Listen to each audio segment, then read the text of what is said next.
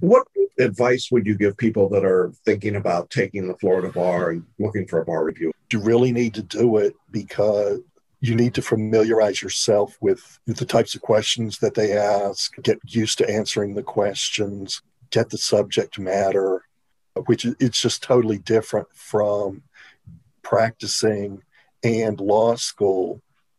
Need to do the practice questions and take hints. They ask about this, they don't ask about that. That was helpful for your lectures in terms of what to concentrate. Welcome back to Hanging Out with Successful Bar Exam Takers. We've just gotten Florida results out this week, and we've already got some great stories to share with you. And the first of those comes from our guest today, Lindsey. How are you? Good. How are you doing, Jackson? I'm doing great. I imagine this is a pretty good week for you. Yeah, it's a relief that we got the results, and it's a certain result, not sitting around wondering what we're going to do, when we're going to get it. Right. And you passed the Florida bar and you did really well. Your score was a 152. You need a 136. So you really blew the test away. Yeah, I get so excited. I'm not going to say I was concerned about the Florida part, but that was just more of an unknown because it was just something different. And you got the essays. You don't know what they're looking for, what they're going to, how they're going to grade them, that type of thing. Very different. Well, why don't you tell our audience a little bit about your background and how you came to be taking the Florida exam? Oh, basically, first graduated from law school in 1986, took the bar then, and I've been working in New Jersey ever since then. And basically, when the pandemic hit, my wife and I worked out where we were that we decided to shelter in place down in Florida at our beach condo. And we both discovered that we didn't need to be in New Jersey to do what we needed to do. So we talked to our firms and we could move to Florida and do what we were doing before. But our wife had already taken the Florida bar. I think it was like 2004 or so. But I really needed to because doing litigation, you can't really do anything in Florida unless you're admitted. And so it's a long time between bar exams. And obviously a lot's changed since you took the bar previously. The only thing, the multi-state was the same type of questions. I remember going through the practice questions that you had, but the basic questions are still pretty much the same. And as I was studying, the minutia from property and contracts came back. Yeah, and you did really well on your MBE. Well, let's talk a little bit about what it was like to get back into a study mode. And you've been practicing, you're active in law, but you hadn't been studying for a bar exam, obviously, in a long time. So what was that like? Yeah, most of my studying, it was like I'd do whatever I needed to do for the day and then study for an hour or two after I got done with that. Like on the weekends, if we needed to take a road trip or doing errands and stuff, I would take the lectures along and play it through the car. But it was mostly refamiliarizing myself with things that I don't really do on a day-to-day basis and subjects that 35 years ago, I figured, okay, fine, now I passed the bar. I'm never going to have to think about that again, like wills and trusts and property, things like that. And sure enough, it came back and I had to think about it all again. Yeah, that's quite a refresher for the brain, isn't it, to go through that? Yeah. And your wife enjoyed listening to my lectures in the car. Well, she had taken your course back when she was studying, so it was going back in time. Yeah. And I appreciate that. Normally what happens is I work with somebody and then I work with their children, not with their spouse. So I appreciated that. The process of studying, I think it's important because we have a lot of people in a similar situation to you who have active practices somewhere else and they're coming to Florida to take the exam. Can you talk a little bit about how many hours a week you studied and when you began your studies for the February exam? I think probably back in December. It's when I started. That's when I signed up and started studying. And it was like on the weekdays, an hour and a half in the evening, and on the weekends, 3 or 4 hours a day, depending upon what errands we needed to do. And, some of it, as I said, was kind of double billing or double booking where, driving to errands and listening to lectures at the same time. So the answer is you can multitask. Yeah. If you're driving down the road, it's 6 of one, half a dozen of another, listening to music or listening to Jackson talk about property or domestic relations or whatever. Yeah. Sort of a different experience there. Yeah. Let's talk a little bit about the uniqueness of the Florida exam. We talk about what we call the Yankee go home mentality, these very Florida specific kinds of questions. What was that like for you to dive into some of those subjects, things that, as you say, you hadn't studied or even thought about maybe in 35 years? I don't really think that those type of questions showed up on the exam this time. Mm-hmm. There's a couple of quirky Florida hearsay rules, but they didn't have the Florida constitutional questions on any of the questions. As far as the essays, there was one about domestic relations, one about trusts, and I couldn't tell you whether that was Florida specific or not, because those just things that I don't do. So I couldn't tell you whether it's different. You learned the law. Yeah, I was just learning Florida, whether it was different and confusing myself with New York or New Jersey. I don't know, because I don't do it. Right. So the con law question, for those who are watching, was a federal con law question, not a Florida con law question. So that was nice. It stayed in the mainstream of the subject. So that wasn't as big a dilemma for this exam and for you as it has been for some people over the years. We provided you with a syllabus to follow, and you followed that pretty regularly, I assume.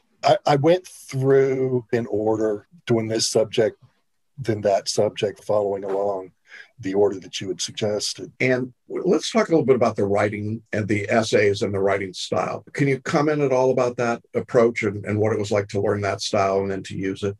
I looked over your suggestion, the suggested format, that type of thing, and kept that in mind. But basically what I do a lot of the time is write briefs, write argument, and just sit down and do it, knowing what the arguments are, what the subject is. So that's just something that comes naturally, and that's what I do, for a living.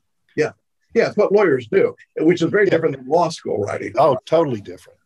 So this approach made more sense, I gather.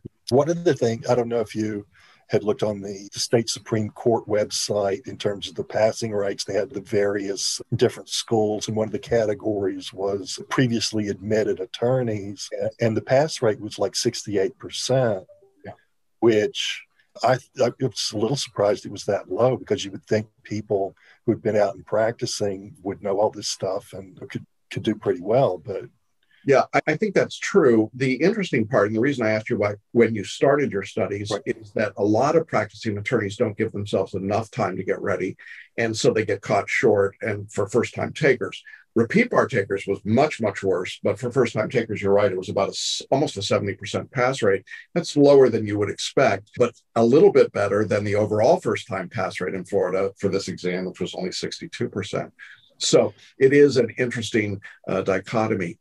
Now, the Florida bar exam in February of 2021 was given in an online format. I'd like to talk a little bit about that process and what that was like for you. We needed to figure out like an isolated place where, to take the exam, because, we're still hanging out in a 2-bedroom condo with 3 people. So the issue was finding an isolated place that was going to be quiet.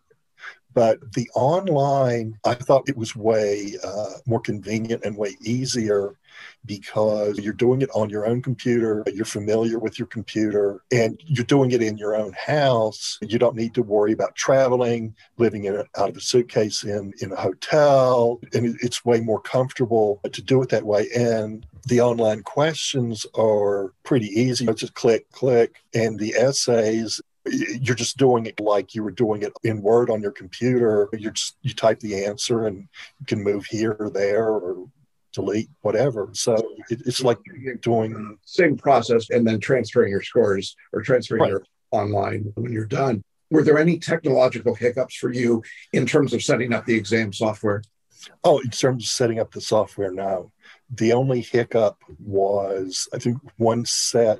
I don't remember if it's one set of the essays or the multiple choice, but it didn't immediately load up. So I had to call tech support, and we worked through it. I wanted to point that out because I know that some people are very anxious about how that process works, but in general, if you had a problem, the examiners and the software companies seemed to be pretty responsive. Oh, sure. Yeah, I called up, maybe I had to wait 2 or 3 minutes, but the tech guy worked me. You need to do this, you need to do that. And it was no problem. Good. And I think the response that you're giving me about the convenience of taking the test at home is something that we're hearing echoed around the country. It's really nice to be able to be where you are and not have to travel. And of course, in Florida, it means everyone takes the test in one location. When it's in person in Tampa, it's just 3,000, 4,000, 5,000 people in one room is not fun. So I certainly think this is preferable if you can do it. And it works out if you've got a good Wi-Fi and you're ready to go. And I'm sure that everybody is thankful for being able to use their own bathroom rather than having to stand in line. Yeah.